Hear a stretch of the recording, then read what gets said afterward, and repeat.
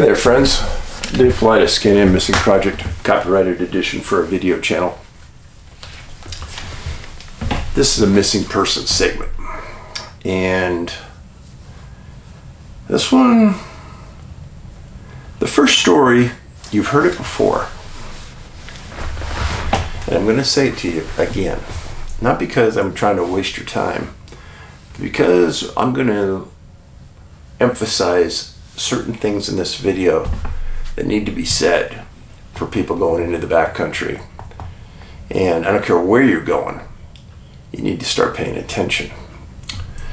And then every once in a while I get a series of emails, and it almost seems like they come in repetition. Say, hey, what's going on? You know, are you making stuff up? Or, you know, are these things really as bad as you say? And it's obvious that the people aren't really paying attention, and they're passing through and they watch my segments, and because there's so many people that are copying my work that they don't think any actual research goes into this. So I got to tell you that the cases I'm going to tell you about today don't form a cluster in my definition, but they're frigging scary because they're so close in proximity and dates. So a cluster, I have a map of the United States I've made, so I can figure out where people are going missing that fit our profile. And that's the only people that we investigate. We don't investigate all missing people in the wilderness. They got to fit this specific profile. And I've developed something called profile points. And those are things that are commonly found in the disappearances that we track.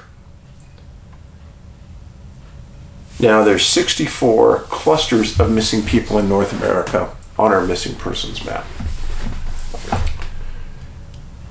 And those are disappearances or locations that have 3 or more disappearances in there. But are there evolving locations where there's only 2? Oh yeah.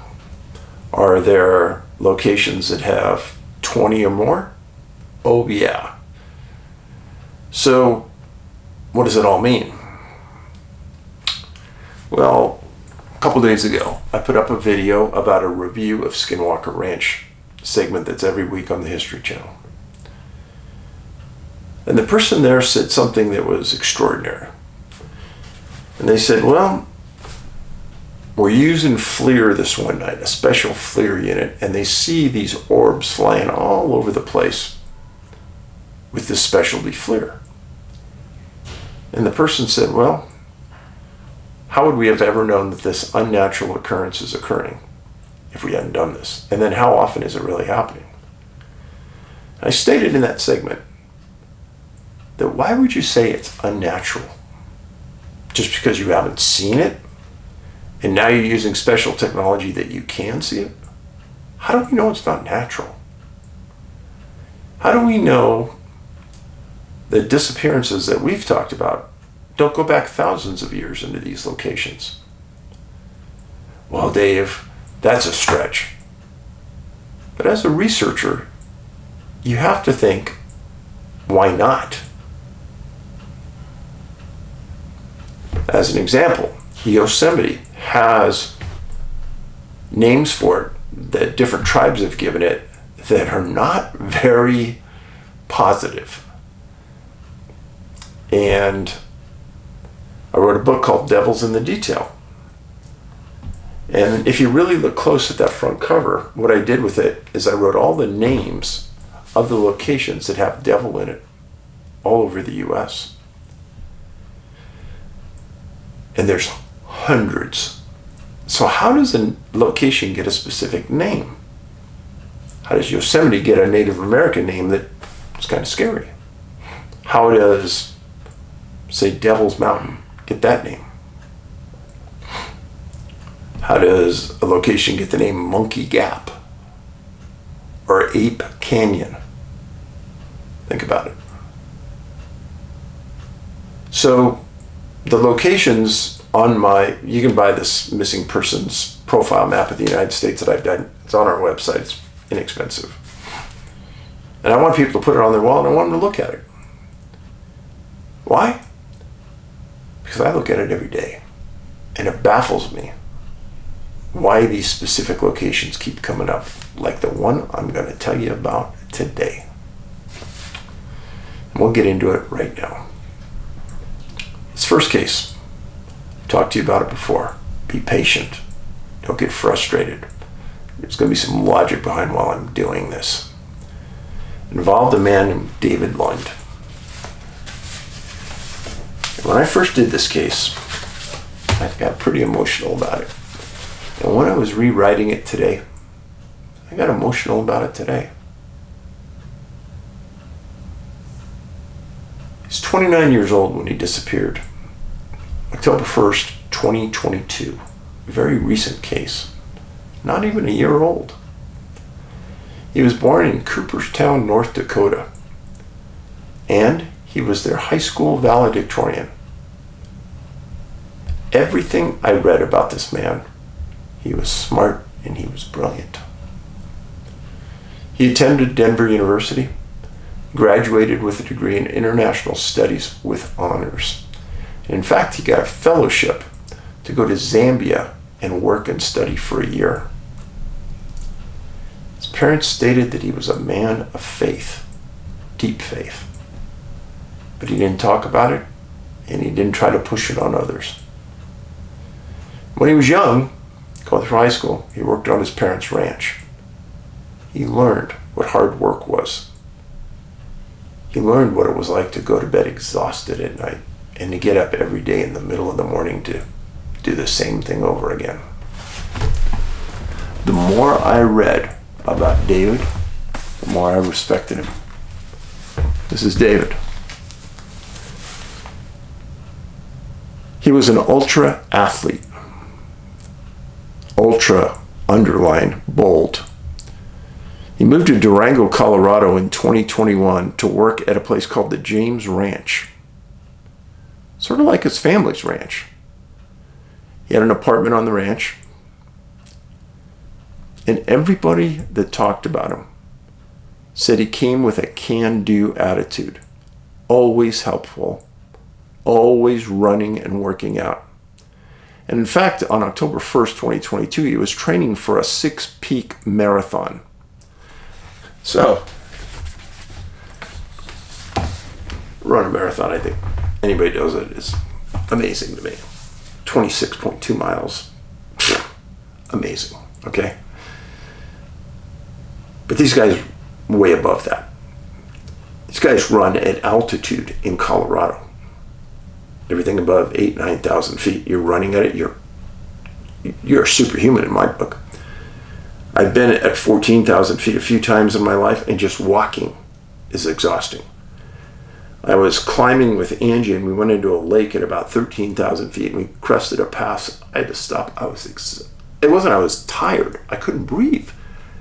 I hadn't developed my lungs to the point. But these guys are superhuman because they're running full steam at 13,000, 14,000 feet.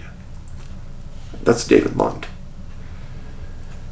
Well, on August 1st, 2022, it was a Saturday. He got up early, and he was training for the 6-peak, and he got up, made himself a couple of peanut butter sandwiches, got some yogurt, got some energy bars, and got a bunch of water.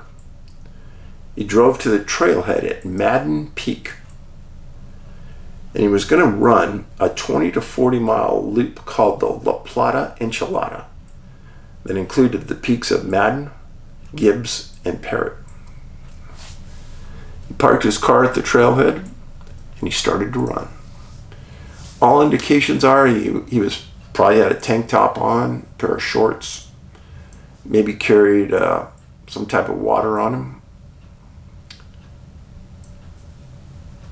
Well, at about 10:30 that morning, the weather rapidly changed and it started to rain. And then by 11 o'clock, everything above 10,000 feet turned to snow. Quickly. Well, David was supposed to show up for a cattle drive that night at the ranch. His workers stated that he was always on time, he was always reliable, and he would always get the job done. But when he didn't show up, everyone knew something was wrong. And the ranch manager knew where he was going. So he sent a couple people out, and they found his car at the trailhead, and they called the sheriff. They knew something was really wrong. Well, David was a member of the Durango Running Club. Let me put this in perspective.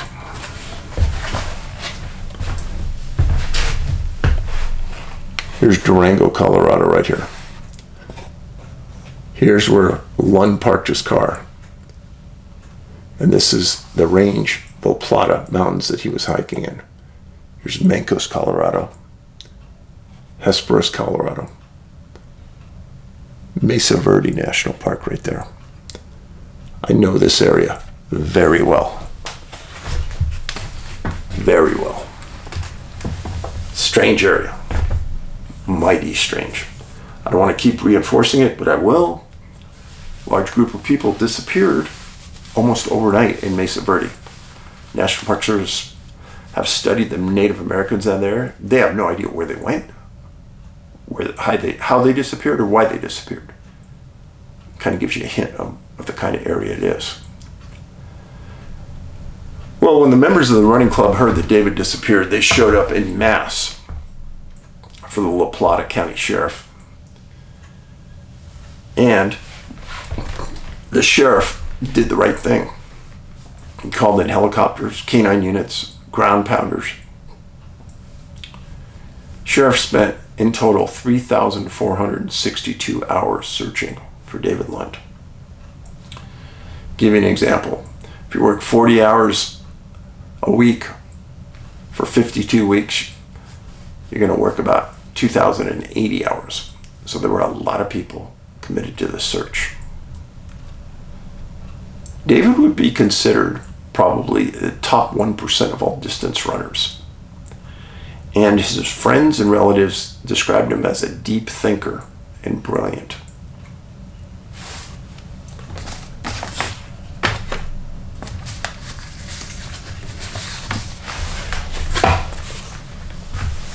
I want you to get that etched in your mind. Joe Wheeling was the ranch boss at the James Ranch where he worked. Joe stated, "I already miss him. I'm going to miss him a lot." He had a positive attitude and he was a hard worker. Well, there was a 10-day search for Dave. They found nada, nothing, zippo. They looked in the car. It was obvious that he was eating a lot and drinking a lot on the way to the trailhead, as he should have if he was going to run 20 to 40 miles. His relatives came into the area. They searched. Everybody committed everything they could to this search. On October 30th, 2022, there was a congregation for life at the Durango Gospel Church. People stood up and said a lot of nice things. There were multiple search efforts after this. Nothing. Now, I want people to look at this area of the La Plata Mountains. And everything above 10,000 feet, there's nothing there. I mean, really, it's just barren hills, mountains. Some big ones, not giants like they have in Colorado, but big ones. And they were good, solid trails to run on. There was nothing mysterious about it. What happened to Dave? I've got my theories. Number one, canines couldn't pick up a scent. Okay, pretty standard, right? Weather changes. Pretty standard on my profile points, right? Now, if he hadn't searched for the weather before he left and it changed drastically and quickly, and he wasn't carrying clothing to insulate him from that bad weather, about his best chance for survival would be to get down the mountain as quick as he could. If he couldn't get down, say he was at 13,000 feet and he had to drop 4,000 feet quick, and he couldn't because it was snowing, which it was, or because the trail was slick, wet, etc. About the best he could do would crawl under a rock, trying to get some cover from the weather. And if those rocks shifted because of the weather, or he got hypothermia and died, that could have been a possibility. But what I don't understand, and I don't understand this on many of these cases, is why didn't cadaver dogs pick him up? He was running trail, he wasn't running off trail. He should have been found. He should have been found. So, I've told you this story twice. Now, Dave, why are you pounding this case home? Because I got tears in my eyes when I read about what I'm going to tell you. I'm serious.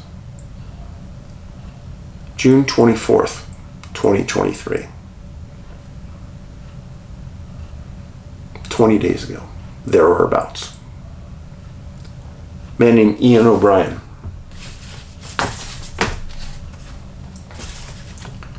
Disappeared June 24th, 2023. So a native of Roxbury, New York. He was raised in the Catskills, and he recently had moved to Page, Arizona.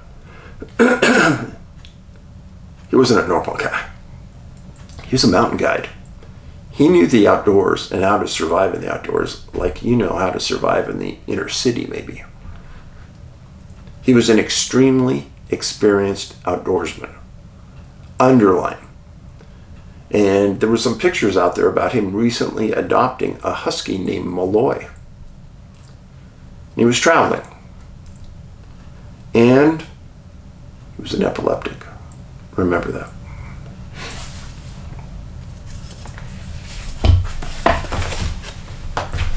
It's a picture of Ian. People loved him. Super friendly, super outward, would talk to anybody, be friends with anybody. But in the words of some of his best friends, I'm going to quote this, he was a badass outdoors.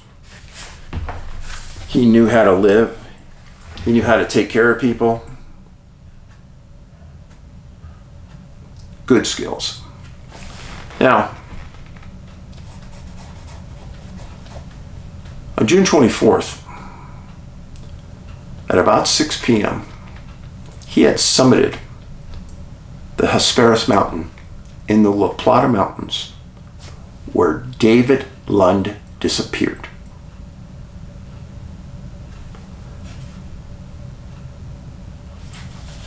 Ian was an ultramarathoner runner as well.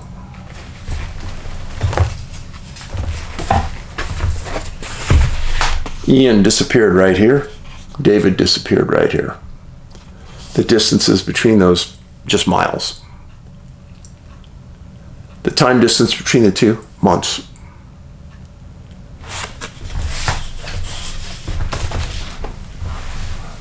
Ian, 28 years old.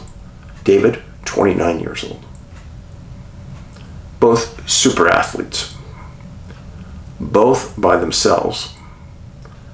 Both hiking in the exact same mountain range, miles apart.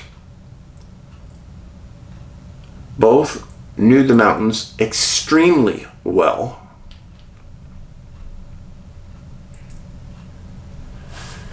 So when Ian was traveling, he had actually climbed and ran up these Hesperus Mountains before.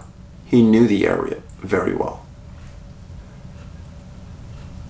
Hesperus is 13,237 feet and the highest mountain in that La Plata range.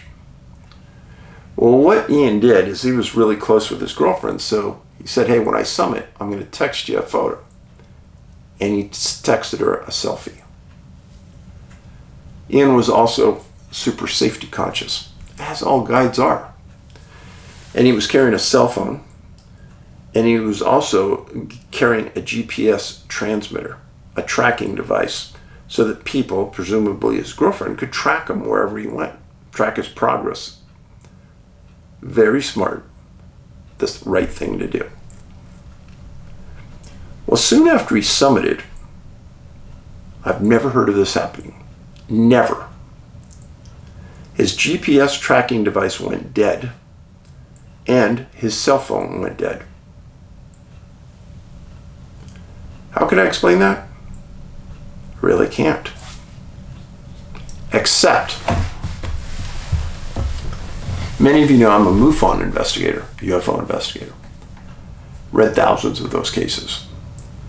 And many times, in the presence of a UFO, electronics all go dead.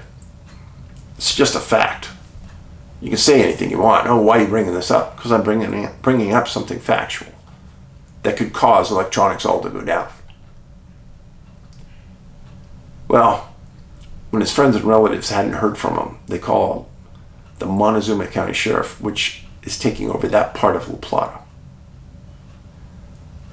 They dispatch canines, ATVs, helicopters, and they get the Air Force to send 2 Black Hawk helicopters with infrared detection equipment. These are the highest end helos in the world. And if they can't find you, I don't think you're there. But they threw at it 50 searchers per day that were ground pounders. And Ian was almost a novelty type person. Everyone knew him. Everyone liked him. And when the word went out he was missing, people from all over the United States went to the command center. And people said, I would not be anywhere else in the world right now other than right here for my friend looking for him.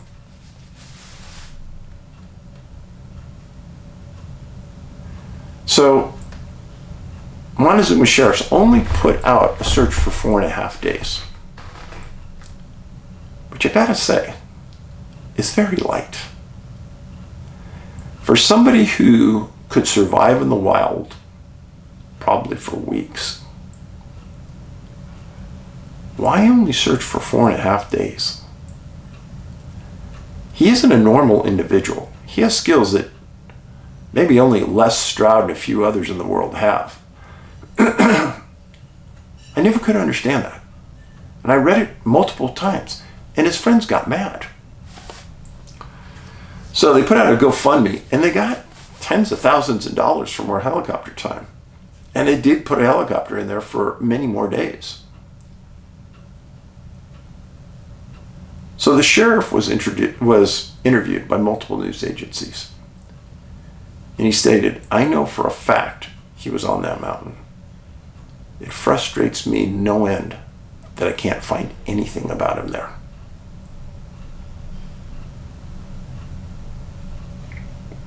It would frustrate me. But here's the oddity of this. These mountains are kind of split depending on where you disappear, what county.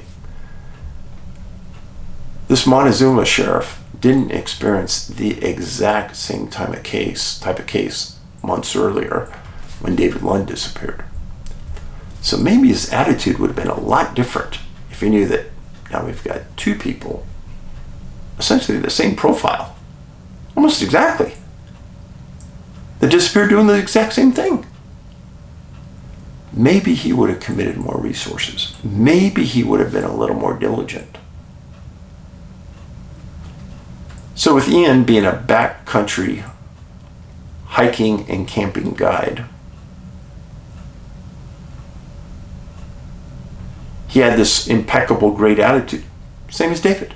People said the same things about each person. And Ian had something that he always carried with him. He carried a rubber chicken. And the news people interviewed some of his friends that showed up and searched for days after the official search was over. One of the guys said, I don't care. Every time I'm going to the backcountry, I'm carrying a rubber chicken with me. In honor of Ian.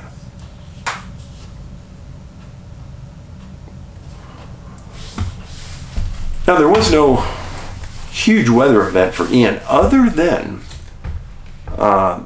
reports indicated that temps got down into the 30s and 40s at night, which is not real unusual for that type of location and elevation. But he was another guy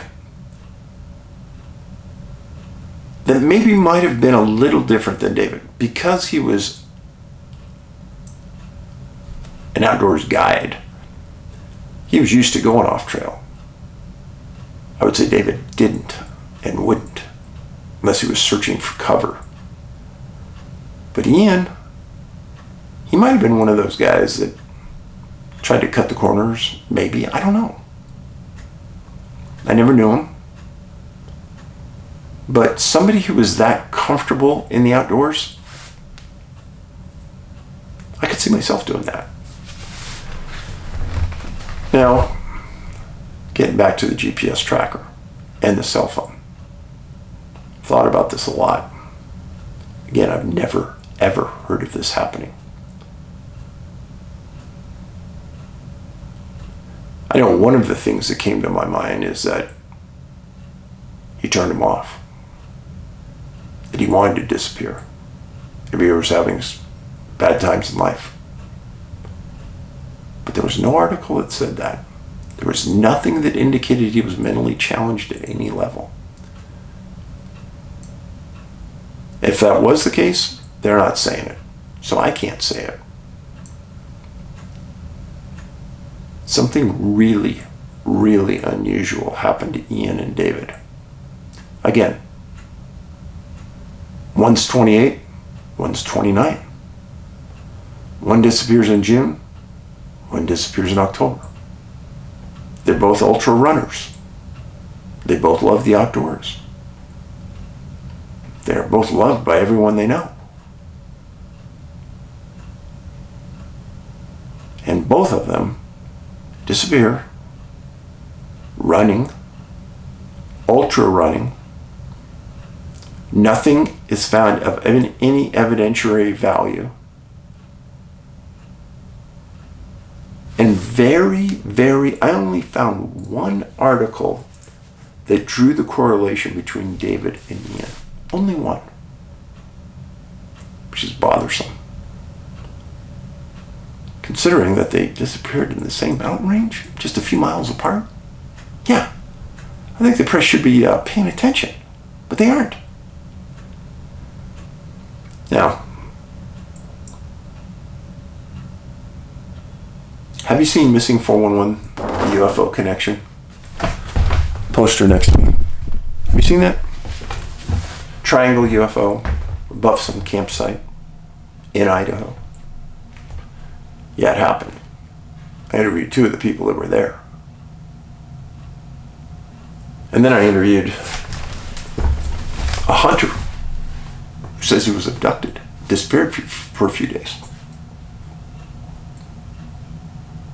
In the next state over, hunting the same animals that the guys who saw the triangle UFO saw and were hunting.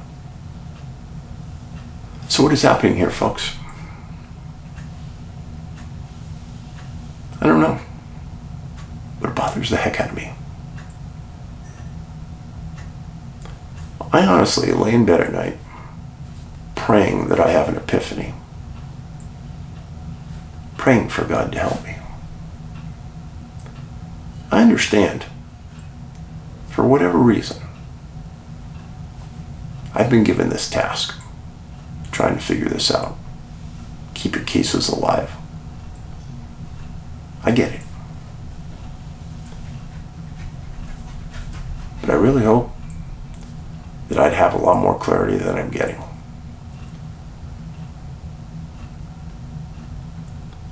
I hope you watch this video and you share it on every one of your media sites. If you're from the area of Roxbury, New York, or the Catskills, post it on your social media.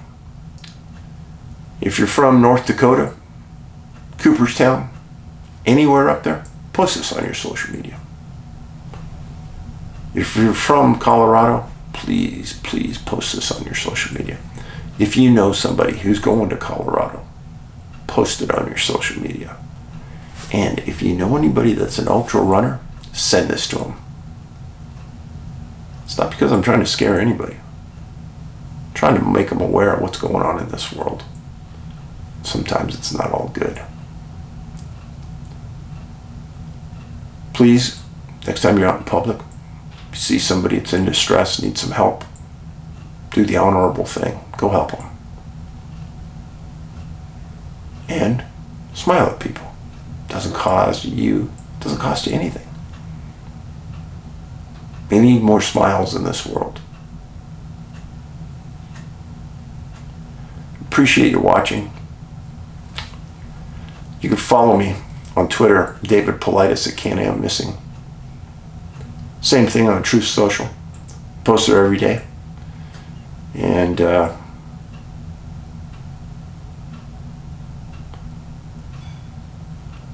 I have prayed for David and Ian's relatives and friends.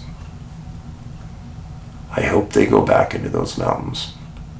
And I hope that they can find the remains of these fine young men. And I hope that that leads to some understanding of what in the heck is going on. Thank you. Paulides out.